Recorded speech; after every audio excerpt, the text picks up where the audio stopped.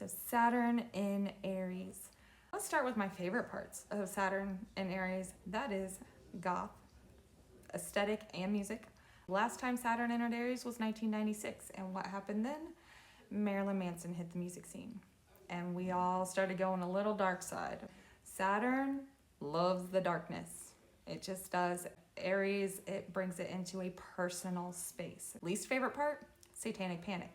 So what's happened here is Saturn in Aquarius brought that whole great awakening thing, right? And we had all the love and light and high vibes only stuff, right? And then Saturn entered Pisces, where it asked us to get a little deeper and do that spiritual healing, that shadow work. Well, a lot of those love and light girlies didn't like the shadow work. They decided that it was just too much. They ended up going back to organized religion. They attributed the rise of this shadow work to being low vibrational and demonic and spiritual warfare and things of that nature, right? If you haven't noticed, there's not nearly as many of those folks on your FYP as there used to be, right? It's because Saturn and Pisces kind of weeded all of that out, forced us to take a deeper look inside and take responsibility for our mental health. Fact is, organized religion takes that responsibility off of you and puts everything outside of you and blames it on everyone else. So that's where a lot of folks went back to.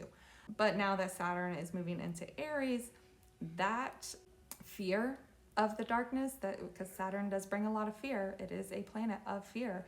That fear of the darkness is being projected onto others. And this is where we get that satanic panic. This is where we get like the witch hunt type of energy. So really be careful and watch out for that if you are still on the witchy side of things. Now, Saturn in Aries, you've heard me talk about how the planets are celestial representations of the gods, the angels, the demons, and so on. Saturn in Aries is that demon side of things. Now, I'm not saying that if you have this natally that you're a demon, but you probably deal with a lot of demon type of people around you. So there's a difference between a natal planet and a transiting planet, but chances are pretty good if this is natal for you and you're going through your Saturn return, you're gonna be facing these things where you're realizing that other people are projecting on you and holding you back and keeping you from being yourself. And you may even notice where maybe you've internalized that and began projecting that onto others around you as well. And it's time to take personal responsibility for that. Now, as far as the transiting planet goes, and what we'll see in the collective around us, this is where we see that restriction on movement, on individuality, on righteous anger. The reason I say that Saturn is in Aries is more of a demon than it is an angel. I use the biblical stories because we just all know them. It's just something that society knows in general because it's so ingrained. And I think it's good at like putting it into a visual picture so you can understand. In the Bible, there's only one entity that's referred to as a Satan because Satan means adversary. It's not an actual person. That one entity is actually an angel of God that is sent to stop Balaam in his tracks to keep him from going and chasing money when God specifically told him not to.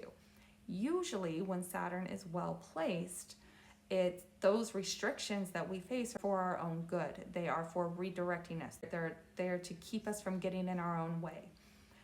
But when Saturn is in Aries, it's in its fall, so it's a fallen angel, so to speak. This is where those restrictions become, where they're coming from a place of selfishness and childishness. It's this like sense of superiority and having authority over others when you don't have authority over others. So we've got to watch out for that around us. Those restrictions are not there for our good. We need to learn how to have boundaries against that. We need to learn how to stand up for what is right. There's a reason that Saturn is exalted in Libra because it is justice. Saturn brings natural justice to things. So we've got to make sure that during this transit, when we're seeing these restrictions, they may not be for your best good. Really make sure that you are paying attention to that and asking yourself, why is this keeping me from moving forward? Why is this keeping me from being myself? Is it because this person wants to have authority over me? Is it because this person is selfish or childish? Saturn is a social planet, so we see it show up in the people around us. and it's our one-on-one interactions with each other a lot of the times. So really ask yourself that, are you standing your ground? Are you having good boundaries around your individuality? Are you standing up for what is right? Really not allowing others to stop you from doing those things. This is a really hard transit, to be honest with you, especially because we're going to see a lot of this restriction come from authority figures such as government, corporations, CEOs, banks, all of these things that control our lives. This is where we're going to see that coming from. Essentially, they're fighting back against that Pluto and Aquarius, this destruction that's happening.